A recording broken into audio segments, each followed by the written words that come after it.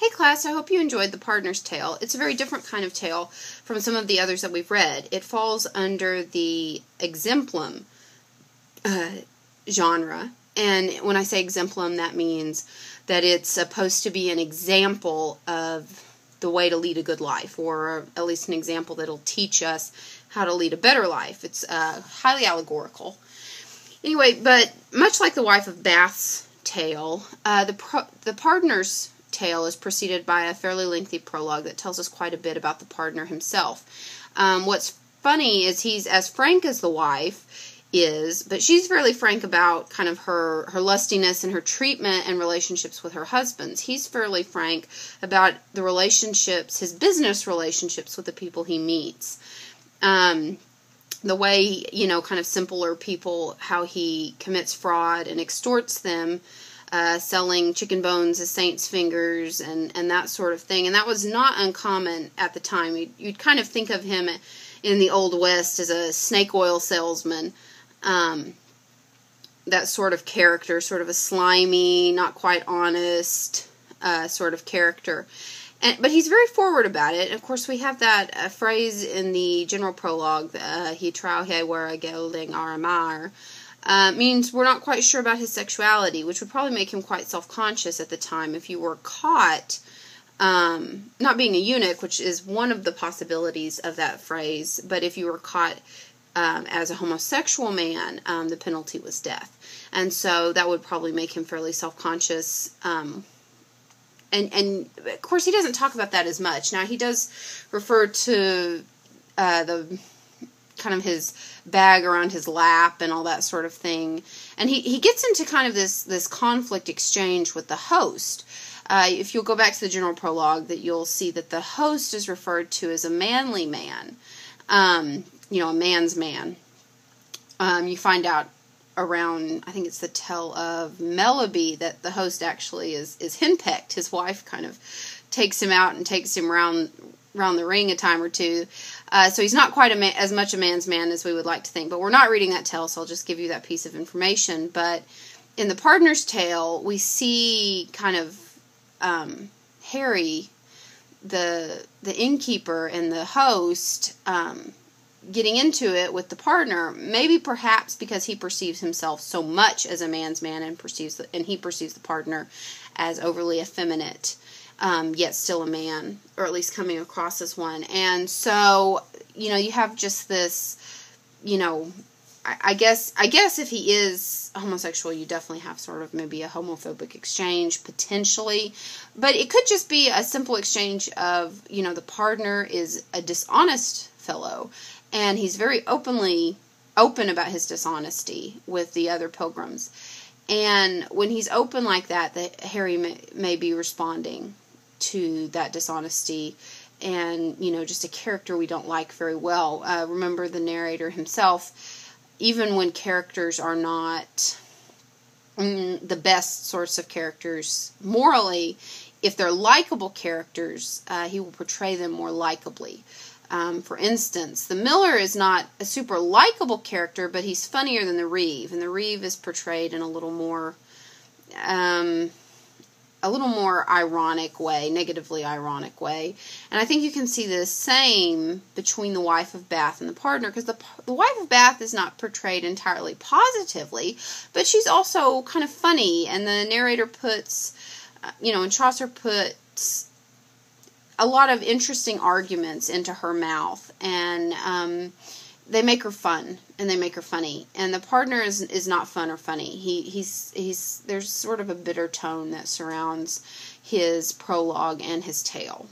What's funny is that in this exemplum that he tells, this example of how to live one's life right, in a sense of, it's an allegory that this tale is. He actually does a really good job. The actual exemplum is preceded by a homily or a sermon about kind of the tavern sins and, the root of all evil is money sort of thing. And these are, that's really kind of the moral of the story, not only of the sermon that precedes the tale, or comes earlier in the tale, but also of the main story part of the tale. And but one must question, if this clearly stated moral is the only moral to the story. And it kind of might make you wonder why the partner tells these sorts of tales. And he does preach. He's not a churchman per se. He's a layman, which means he's not clergy. He would be allowed to marry, perhaps, but he's not clergy. I mean, he's not a monk.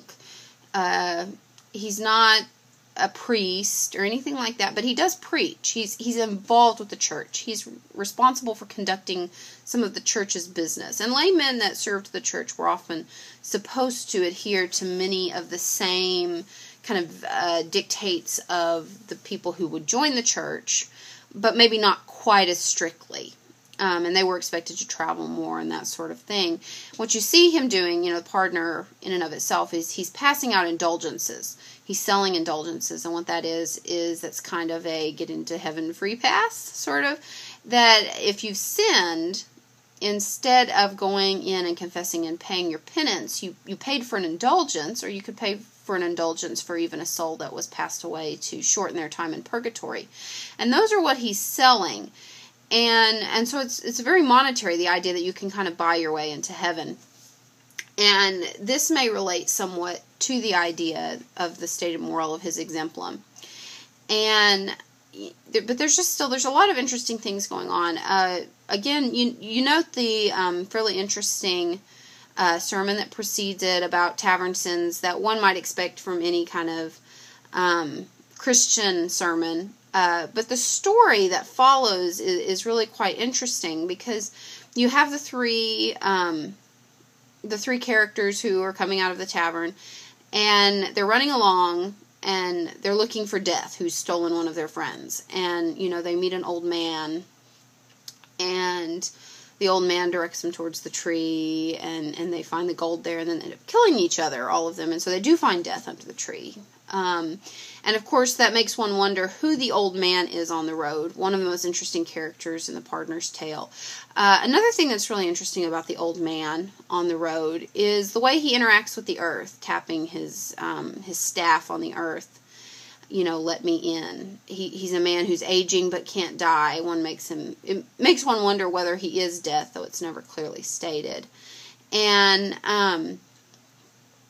so he's really kind of an interesting and fairly mysterious figure. If you wanted to call him Death, you maybe could, but again, there's no definiteness to his identity, and I don't know that it's supposed to be. And then the tavern, our three men from the tavern, they end up killing each other, and we see again this idea of the money causing it all, but there's also kind of the idea behind it when you have the sermon on the tavern sins like gambling and all at the beginning of the tale. It makes one wonder if it's really money that's the issue, or if it's just kind of their sinful nature in general, and that money just kind of aggravates the situation, so to speak, that they were headed towards death anyway. And certainly since this is, a story with a Christian moral specifically, the idea is that they were already living in sin, and death was coming for them, and so that when they die because of money, it's just sort of kind of they're guaranteed into the wrong sort of afterlife, or not the very pleasant sort of one anyway. And so this is kind of we have several of these threads that are running through the partner's tale, and a lot of people are really fascinated by the partner's sexuality. They talk about it a lot. They talk about the exchange with the host in those terms. They talk about the old man Death, and whether or not the partner identifies with the old man in the sense that he also feels outcast. But I find the story itself in some ways more interesting. It tells us a lot about medieval culture and what it was they thought constituted a good sermon. And what's more interesting is the irony of putting it into this sinful man's mouth.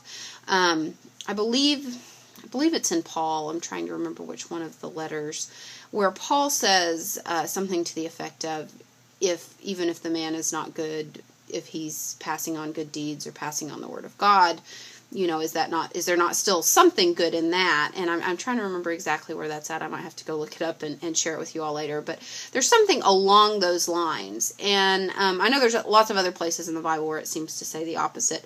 But there is that one verse or two that does refer to that sort of thing, that there can be value in good things, even good things that come from men who are not always good. And I wonder if this pairing is maybe an illustration of that quote from the Bible. Anyway, I hope you enjoy this week's lesson, and I look forward to seeing you next week.